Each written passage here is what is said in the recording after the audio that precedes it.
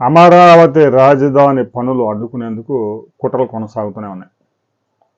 ఒకవైపు ముఖ్యమంత్రి 26 జిల్లాలు మరికొన్ని ఈ కొత్త జిల్లాలతో పాటుగా మొత్తం జిల్లాల కలెక్టర్లతో కాన్ఫరెన్స్ నిర్వహిస్తూ ఉండగానే సమీపంలో కూతవేడు దూరంలో అమరావతి రాజధాని నిర్మాణానికి అవసరమైన పైపింగ్ తీసుకొచ్చిన పైపులు తీసుకొచ్చిన కంపెనీకి సంబంధించిన గిడంగిలో భారీ ప్రమాదం చోటు చేసుకుంది.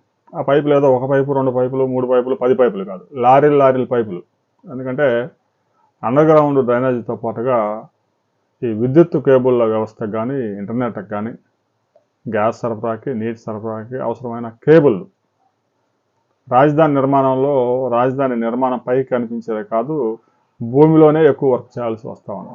ఎందుకంటే అత్యాధునిక సదుపాయాలు ఏర్పాటు చేసుకుంటున్నారు. మిగతా నగరాల మాదిరిగా అమరావతి రాజధానిలో విద్యుత్ తీగలు కనిపించవు, డ్రైనేజీ కనిపించవు, ఇంటర్నెట్ కేబుల్స్ కనిపించవు, వాటర్ పైప్ లైన్లు కనిపించవు. అందువల్ల ఇలాంటి అత్యాధునిక నగరానికి అవసరమైన మౌలిక సదుపాయాలన్నీ కూడా భూమిలోనే ఏర్పాటు చేసుకోవడానికి చాలా వ్యవస్థను క్రియేట్ చేసుకోవాలి. అందుకు అవసరమైన మెటీరియల్ మొత్తం అమరావతి రాజధానిలో గుట్టలుగా ఆయా కంపెనీలు, కాంట్రాక్ట్ పొందిన కంపెనీలు తీసుకొచ్చి పెట్టుకుంటాం.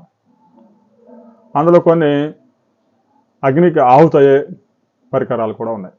సిమెంట్ పైపులు అలాంటివి అయితే వాటిని తగలబెట్టడం అయితే సాధ్యం కాదు, డ్యామేజ్ అయితే చేయవచ్చు. కానీ తాజాగా కోర్ క్యాపిటల్లో కూడా ఇలాంటి ఘటన జరిగింది.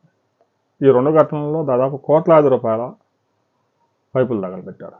ఎన్ని కోట్ల రూపాయల నష్టం జరిగింది అనే విషయంలో ఆయా కంపెనీలు ఇప్పటికీ ఇంకా అంచనాలు తయారు చేస్తూనే ఉన్నాయి. సరే, వారికి ఇన్సూరెన్స్ ఉందా లేదా అనేది తర్వాత విషయం పక్కన పెడితే, అమరావతి రాజధానిలో 2 మంటల ఘటనలు మర్చిపోకముందే ఒక బస్సు తగలబడి 14 మంది ప్రాణాలు కోల్పోయారు. మరికొంతమంది తీవ్ర గాయాలయ్యి హాస్పిటల్లో ప్రాణాపాయ స్థితిలో ఉన్నారు. ఈ ప్రాణాపాయం 14 ప్లస్ మరో 4-5 పరిస్థితి అయితే విషమంగానే ఉంది. మరికొంతమంది పరిస్థితి కూడా చాలా తీవ్రంగా ఉంది. ఈ విధంగా వరుస ఘటనలు రాష్ట్రంలో మంటలు రేపుతూ ఉన్నాయి. కూటమి ప్రభుత్వం అధికారంలోకి వచ్చి 2 సంవత్సరాలు గడిచిపోయినా ఆ ప్రభుత్వం మీద అటాక్ చేయడానికి ప్రతిపక్షానికి ఎలాంటి లొసుకులు దొరకడం లేదు. ఇంకా ప్రతిపక్ష హోదా కూడా లేని ఆ పార్టీకి ఎన్నికల తర్వాత తిరుమలలో జరిగిన అరాచకం వెలుగులోకి వచ్చింది కాబట్టి ఆ మాదిరి 1 సీట్లన్నా వచ్చినాయి. అలాంటి అరాచకం ఎన్నికలకు ముందే వెలుగులోకి వచ్చి ఉంటే ఆ 11 కూడా వచ్చాయి కాదు. కాకినాడలో రైలును తగలబెట్టి ఎలాగైతే అరాచకానికి పాల్పడ్డారో అలాంటి ఘటన ఒక పెద్ద సంఘటన క్రియేట్ చేసి ఆ తర్వాత ప్రభుత్వ వైఫల్యం చెందింది అని ప్రచారం చేసే విధంగా కుట్రలు ఉన్నట్టుగా తెలుస్తూ ఉంది. రాజధాని ఘటనల మీద ప్రభుత్వం సీరియస్గా ఉంది. రాజధానిలో ఇక ప్రతి ప్రాంతంలో సీసీ కెమెరాలు ఏర్పాటు చేయబోతూ ఉన్నారు. ఎందుకంటే ఈ అరాచకవాదుల నుంచి రాజధానిని రక్షించుకోవాల్సిన అవసరం ఉంది. ఇక రాజధానికి ఈరోజు రేపో ఇక కేబినెట్ ఆమోదం తెలిపి ఇక కేంద్రానికి కూడా పంపించింది. కేంద్రం కూడా ఈ బడ్జెట్ సమావేశాల్లోనే రాజధానిని ఇంకా ఎవరు గెలగడానికి వీల్లేదు, గెజెట్ రిలీజ్ చేయబోతున్నాం, అమెరికా పార్లమెంట్లో చట్టం కూడా చేయబోతున్నారు. ఇక భవిష్యత్తులో తుగ్లకులు అధికారంలోకి వచ్చినా కూడా దాని రాజధాని ఇది కాదు, రుషికొండే మా రాజధాని అని చెప్పడానికి అవకాశం లేదు. ఆల్రెడీ రుషికొండలో ప్యాలెస్ నిర్మించింది కూటమి ప్రభుత్వం, గడపారు నానబెట్టింది. దాన్ని ఏం చేయాలనేది పెద్ద మేధావులు కూడా అర్థం కావడం లేదు. హోటళ్ళకి ఇవ్వడానికి అందులో చిన్న రూమ్స్ కాదు, మహారాజా ప్యాలెస్ ఫంక్షన్లకు ఇవ్వడానికి సాధ్యం కాదు, హాస్పిటల్కి ఇవ్వడానికి అవ్వడం లేదు. దాన్ని ఏం చేయాలనేది, ఆ రుషికొండ ప్యాలెస్ని ఏం చేయాలనేది 20 నెలలుగా ప్రజాప్రతినిధులు, అధికారులు, ఇంజనీర్లు తలలు పట్టుకుంటా ఉన్నారు. రాష్ట్రపతి భవన్గా విడిది కేంద్రంగా మార్చడం తప్ప చేయగలిగింది ఏం కనిపించడం లేదు. ఎప్పుడన్నా సంవత్సరానికి ఒకసారి 2 రోజులు రాష్ట్రపతిని తీసుకొచ్చి అక్కడ పెడితే సరిపోయేటట్టుగా ఉంది పరిస్థితి.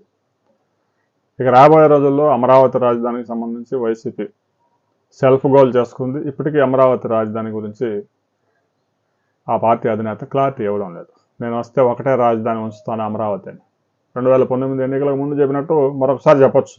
ఎందుకంటే అధికారంలోకి వచ్చినాక ఎలాగో 3 రాజధానులే కాబట్టి. అమరావతి రాజధాని మీద పెద్ద కుట్ర జరుగుతూ ఉంది. ప్రభుత్వం నిఘా వర్గాలు కూడా హెచ్చరికలు జారీ చేశాయి. దానికి సంబంధించి విచారణ కూడా జరుగుతూ ఉంది. ఇప్పటికే 2 కేసులు నమోదయ్యాయి కాబట్టి. ఇవి కాకుండా ప్రజల్ని డైవర్ట్ చేసి వేరే ఏదో పెద్ద కుట్రకి పన్నాగం పన్ని కూడా ఉండవచ్చు. మెగా వర్గాలు దాని మీద కూడా అనుమానాలు వ్యక్తం చేస్తూ ఉన్నాయి. ప్రతిపక్షం పెద్ద కుట్రే పాల్పడేటట్టుగా కనిపిస్తూ ఉంది. పీకే కూడా ఎంటర్ అయ్యాడనే విషయాలు వస్తూ ఉన్నాయి. పీకే నేరుగా ఆ పార్టీ అధినేతను కలవకపోయినా పీకే ఎక్కడైతే అడుగు పెడతాడో అక్కడే ఇలాంటి అరాచకాలు జరుగుతూ ఉంటాయి.